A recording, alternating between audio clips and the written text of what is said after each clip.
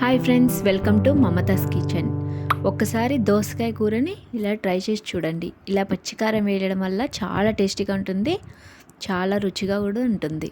ఒక్కసారి ఇలా ట్రై చేయండి, నా ప్రాసెస్లో ట్రై చేయండి, చాలా టేస్టీగా ఉంటుంది. మళ్ళీ మళ్ళీ చేసుకొని తింటారు. ముందుగా అందులో కావాల్సినది దోసకాయ ముక్కలు కట్ చేసుకొని పెట్టుకోండి. ఆనియన్స్, టమాటా కట్ చేసి ఒక గిన్నెలో కొద్దిగా ఆయిల్ పోసుకొని కొంచెం జీలకర్ర బాగా ఫ్రై అయ్యాక రెడ్గా ఫ్రై అయిన తర్వాత మనం కట్ చేసి పెట్టుకున్న ఆనియన్స్ని యాడ్ చేసుకోవాలి. మనం కట్ చేసి పెట్టుకున్న ఆనియన్స్ని యాడ్ చేసుకోవాలి. అది కొద్దిసేపు బాగా ఫ్రై అవ్వాలి. ఒకసారి నా ప్రాసెస్లో ట్రై చేయండి, చాలా టేస్టీగా ఉంటుంది. అందరూ ఫస్ట్ దోసకాయలు వేసి తర్వాత టమాటాలు వేస్తారు.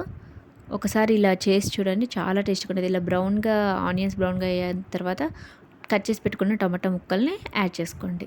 చాలా సాఫ్ట్గా అయ్యే వరకు కుక్ చేసుకోండి. బాగా సాఫ్ట్గా అయ్యే వరకు కుక్ చేసుకోండి.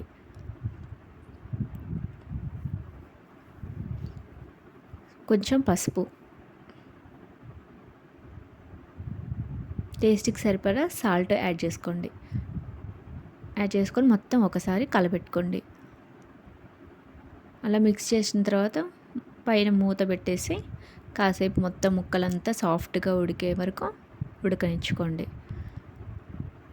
ఇలా ముందుగా టమాటాలు వేయడం వల్ల దోసకాయలు అనేది బాగా మెత్తగా కాకుండా చాలా టేస్టీగా ఉంటుంది, చాలా బాగుంటుంది. ఒక్కసారి నా ప్రాసెస్లో ట్రై చేయండి, చాలా అంటే చాలా టేస్టీగా ఉంటుంది.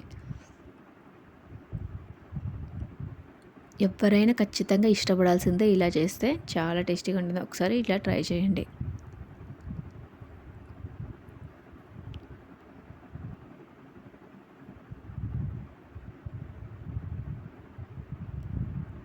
కొంచెం గరిటెతోని అలా అనుకుంటూ ట్రై చేయండి. మనం అందులోకి కారానికి సరిపడా పచ్చిమిర్చిని యాడ్ చేసుకోండి. అందులోనే వెల్లుల్లిని యాడ్ చేసుకోండి. అల్లం యాడ్ చేసుకోవద్దు, వెల్లుల్లిని యాడ్ చేసుకోవాలి. అది మిక్సీ పట్టుకున్న దాంట్లో మనం ముందరనే టమాటాలని వేసి కాసేపు మగ్గనియాలి. అంతా పచ్చివాసన పోయే వరకు ఫ్రై చేసుకోండి. మన పచ్చిమిర్చి కారం, ఇలా పచ్చిమిర్చి కారం అనేది ముందరనే టమాటాలు వేసి కుక్ చేయడం వల్ల చాలా టేస్టీగా ఉంటుంది. దోసకాయలు ఎప్పుడైనా లాస్ట్లో వేసుకుంటేనే బాగుంటుంది. ఒకసారి ఇలా ట్రై చేయండి, చాలా టేస్టీగా ఉంటుంది.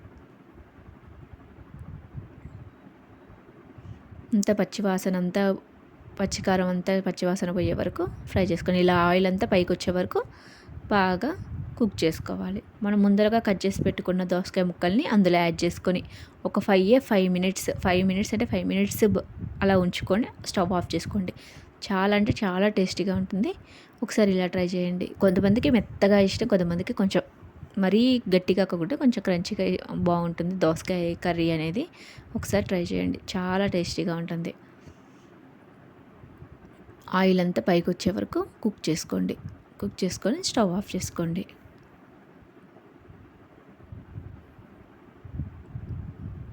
అలాగే నా ఛానల్ని సపోర్ట్ చేయండి, సబ్స్క్రైబ్ చేసుకోండి, లైక్ చేయండి.